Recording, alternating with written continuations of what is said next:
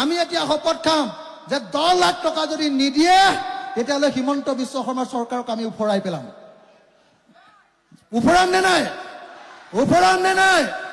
10 লাখ টকা লাগিব নে নাই? লাগিব নে নাই? গতিকে এতিয়া সকলোকে দুইখন হাত ওপৰলৈ তোলক, জোৰকে হাতখন, মানে আন্দোলন কৰিলে যেনেকে জিন্দাবাদ কৰোঁতে জোৰকে, তেনেকে সকলোৱে একেলগতে মই কৈ যাম, আপোনালোকে সকলোৱে মাতিব দেই। আৰু য'তেই যেনেকে আছে চবেই একেলগতে চিঞৰিব, যাতে সঁচাকে হিমন্তই গম পায় যে ৰ'দত থাকিও মানুহবিলাকে সঁচাকে একদম নিজৰ কথাটো ক'বলৈ এৰি দিয়া নাই।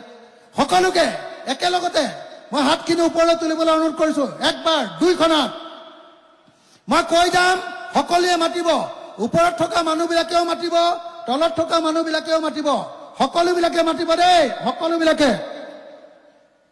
আজি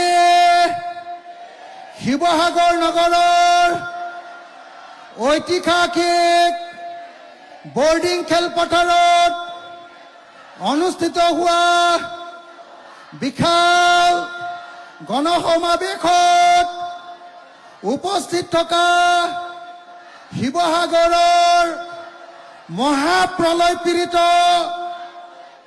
মহাবান বিধ্বস্ত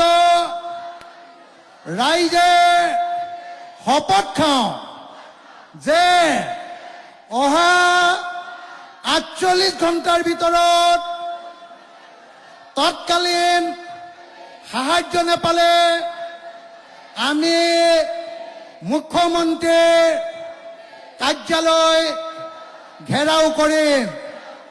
দ্বিতীয়তে আমাক প্ৰত্যেকটো বিধ্বস্ত পৰিয়াল আৰু দোকান বজাৰত 10 লাখ টকাকৈ ক্ষতিপূৰণ নিদিলে আমি মুখ্যমন্ত্ৰীৰ গাদী উফৰাই দিম।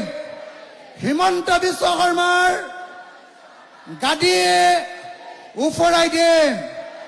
আমি অসমৰ প্ৰকৃত খিলঞ্জীয়া মানুহ, প্ৰকৃত থলুৱা মানুহ, খাটি খোৱা মানুহ, আমাৰ খিলঞ্জীয়া মানুহক, বান ক্ষতিগ্ৰস্তসকলক প্ৰকৃত ক্ষতিপূৰণ দিবই লাগিব।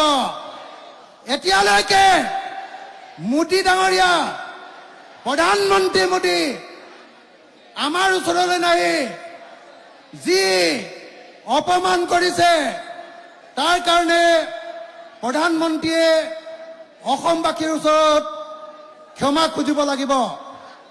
ধন্যবাদ।